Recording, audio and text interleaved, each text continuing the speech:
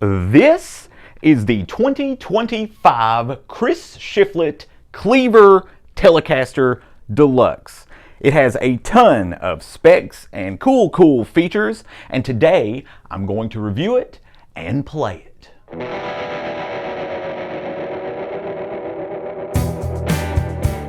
All right, this is the 2025 Chris Shiflett Cleaver Telecaster Deluxe. It is based on his personal touring guitar, and this is from the Fender Corona standard production line factory. This was previously only available as a custom shop master built unit, so now you can get this for much cheaper and still have a ton of the same specs, the same features that you would see on his personal touring rig or that custom shop model.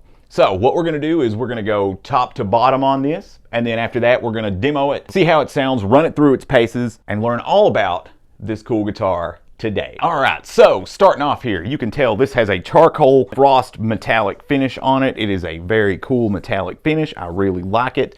Also has a matching headstock with Chris Shiflett autograph decal on the back, and overall it's just got a neat look here with the matching headstock. You get that big 70s Fender Telecaster Deluxe headstock. You also get the F-style tuning machines, which are always just cool. Let off a lot of vibe. Bullet truss rod there. Keeping in line with all of that as well, with the whole Telecaster Deluxe theme, you also get a 12-inch radius fingerboard, medium jumbo frets, 21 of those to be exact. You also get these big block inlays, which I think is just a beautiful added touch. On this guitar, it has a rounded C-shaped neck, sort of typical of your standard Fender, but it does feel like it gets a little chunkier as you move up the register, and not at all in a bad way on that either. Beyond that, still get standard sort of Fender. It is the 4-bolt, not the 3-bolt. If you are an aficionado of 72-ish Deluxe Telecasters, this is the 4-bolt here with the serial number here. And you get that supernatural kind of finish that Fender has sort of started to use in recent years on all of the American, like the American Pro 2 series, for example, the American Ultra, although that is called Ultra Satin, because everything is Ultra on the Ultra. And you get a 3-way toggle switch here. You get custom wound